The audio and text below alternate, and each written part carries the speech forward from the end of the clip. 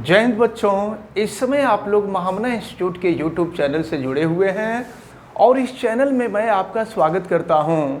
आज हम लोग क्लास 10th भौतिक विज्ञान हिंदी माध्यम एनसीईआरटी बुक फर्स्ट चैप्टर प्रकाश का परावर्तन एवं अपवर्तन के आंकिक उदाहरण 10.3 को देखने जा रहे हैं।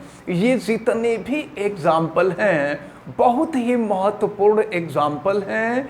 एग्जाम्पल में से या इन पे बेस्ड क्वेश्चंस में से एक क्वेश्चन आपसे बोर्ड के एग्जाम में हर साल पूछा जाता है, इसलिए इन सभी क्वेश्चंस को बहुत अच्छी तरह से तैयार करना होगा।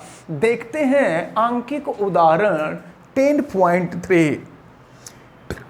किसी अवतल लेंस की फोकस दूरी, कोई अवतल लेंस है, फिगर हम बनाए हैं। कोई अवतल लेंस है जिसकी फोकस दूरी 15 सेंटीमीटर है। तो अवतल लेंस है, अवतल लेंस की फोकस दूरी हमेशा ऋणात्मक होती है, उत्तल लेंस की फोकस दूरी धनात्मक होती है। तो यह हम माइनस और ये दिया हुआ है आपको 15 सेंटीमीटर, 15 सेंटीमीटर।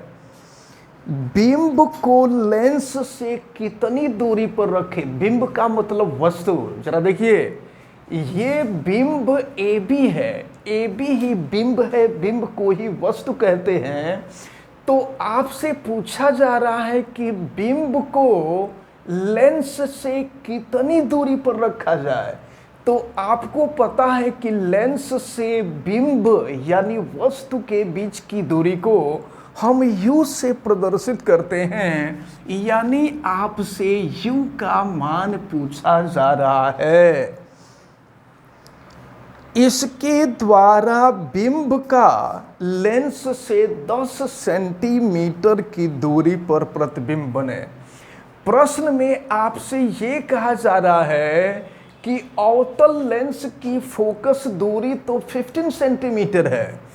इस अवतल लेंस से कितनी दूरी पर वस्तु को रखा जाए कि उस वस्तु माने बिंब, बिंब का प्रतिबिंब लेंस से 10 सेंटीमीटर की दूरी पर बने। ये डिस्टेंस आपको दिया है 10 सेंटीमीटर। तो लेंस से प्रतिबिंब के बीच की जो दूरी होती है उसको हम भी से प्रदर्शित करते हैं और भी की वैल्यू आपको दी गई है 10 सेंटीमीटर। और सुनिए, हमने आपको बताया था कि प्रकाश के चलने के दिशा में मापी जाने वाली दूरी धनात्मक होती है और प्रकाश के चलने के विपरीत दिशा में मापी जाने वाली दूरी ऋणात्मक होती है। एक बात और आप याद रखे रहें कि प्रकाश की किरणें हमेशा वस्तु से चलती हैं और दूरी हमेशा हम लेंस से मापते हैं। तो देखें, ये प्रतिबिंब है, ये लेंस है, प्रकाश की किरणें चल रही हैं लेफ्ट से राइट के तरफ, डिस्टेंस हम नाप रहे हैं राइट से लेफ्ट के तरफ, यानी प्रकाश के चलने के विपरीत दिशा में हम दूरी माप रहे हैं। तो प्रकाश के चलने के विपरीत दिशा में दूरी माप रहे हैं तो भी का मान ऋणात्मक हो जाएगा। फिर आपसे कह रहा है लेंस द्वारा उत्पन्न आवर्धन ज्ञात कीजिए, यानी आपसे आवर्धन क्षमता भी पूछी जा रही है। आपसे यम की वैल्यू, आवर्धन क्षमता यम होता है, आपसे यम की वैल्यू भी पूछी जा रही है। लेकिन सबसे पहले हम लोग यू की वैल्यू ज्ञात करेंगे और आपको लेंस का फार्मूला मालूम है। लेंस सूत्र 1/v minus 1/u is equal to 1/f होता है, ये आपको मालूम है। चलिए हम सबकी वैल्यू रखते हैं। 1/v की वैल्यू है -10 और -1/u की वैल्यू हम लोगों को ज्ञात करनी है और इजिकल टू 1/f, एफ की वैल्यू है -15। अब जरा देखें, -1/u की वैल्यू हम ज्ञात करें तो देखिए फिर क्या मिलेगा। ये देखिए ये -1/15 है, तो हम यहाँ -1/15 रहने देते हैं। ये -1/10 है, ये ऋण 1/10 है, तो ऋण 1/10 को हम बराबर के दूसरे तरफ ले जाएंगे तो प्लस ये हो जाएगा 1/10। और अब हम एक काम करेंगे, यहाँ हम लोग माइनस से गुणा कर दें, क्योंकि इधर माइनस है, माइनस से दोनों पक्षों में गुणा कर दिया जाए। तो जब माइनस से गुणा कर देंगे तो 1/u इजकल टू, माइनस से गुणा करने से क्या होगा, माइनस चिन्ह प्लस में चेंज हो जाएगा और प्लस माइनस में चेंज हो जाएगा।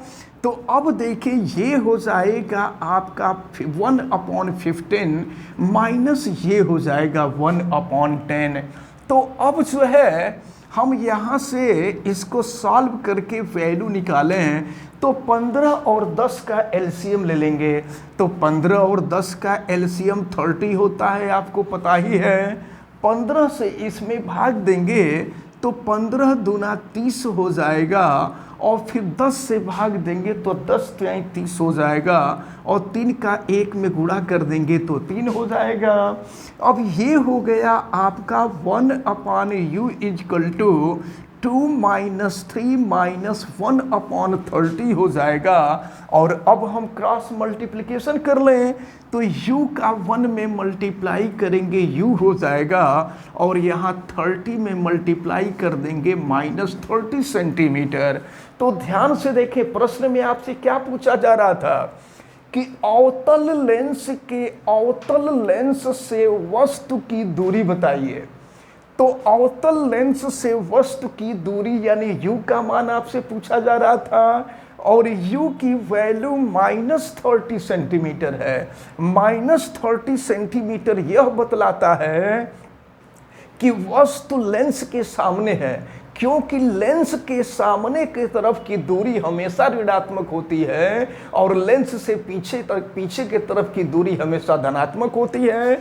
तो ये दूरी ऋणात्मक आ रही है, इसका मतलब ये हुआ कि वस्तु लेंस के सामने होगा, और लेंस के सामने कितनी दूरी पर होगा, तो 30 सेंटीमीटर की दूरी पर होगा। ये u की जो वैल्यू होगी ये 30 सेंटीमीटर होगी, और माइनस चिन्ह सिर्फ यह बतला रहा है कि दिशा विपरीत है। तो ये आपको ज्ञात हो गया।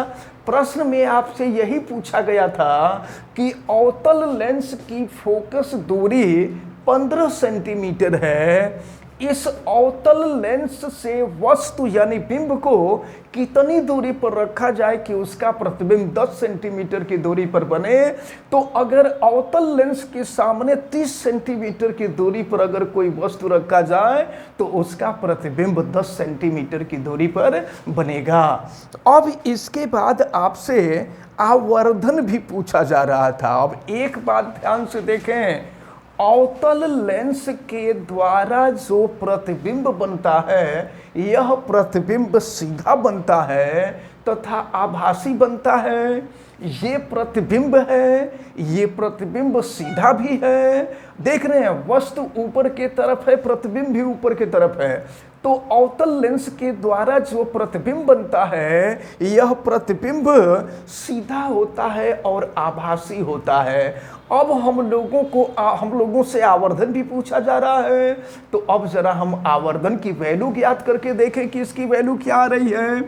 तो आपको पता है कि लेंस के आवर्धन का फार्मूला m = v/u होता है। हम रखते हैं वैल्यू, तो m = v की वैल्यू आपने देखा है -10 और u की वैल्यू है -30।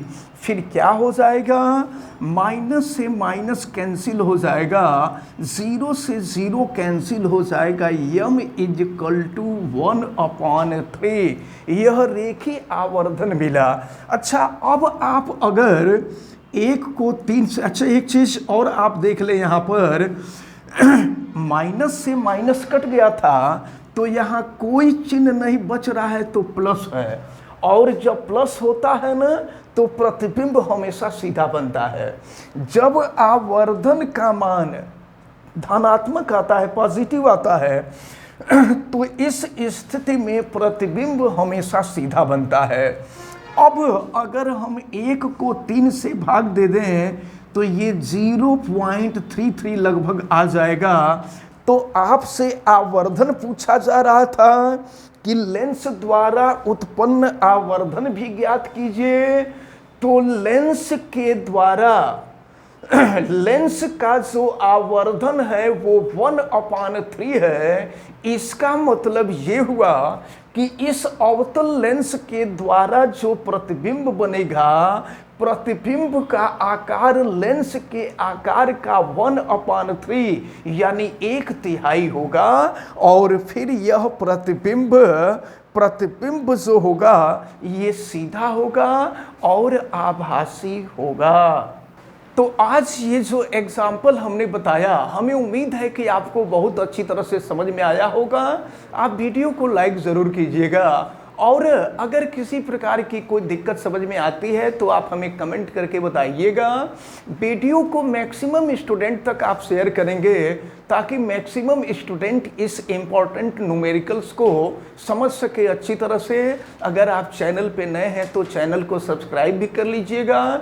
चैनल सब्सक्राइब करने के लिए यूट्यूब पे महामना इंस्टीट्यूट सर्च कीजिए, फिर रेड कलर के सब्सक्राइब वाले बटन को क्लिक कर दीजिए, चैनल सब्सक्राइब हो जाएगा। और अगर दिक्कत समझ में आती है तो कमेंट करके आप बताएंगे ही, साथ में बेल आइकन को भी प्रेस करेंगे ताकि प्रतिदिन पढ़ने वाले वीडियो की सूचना आपको मिलती रहे। आप सभी लोगों को बहुत बहुत धन्यवाद। जय हिंद।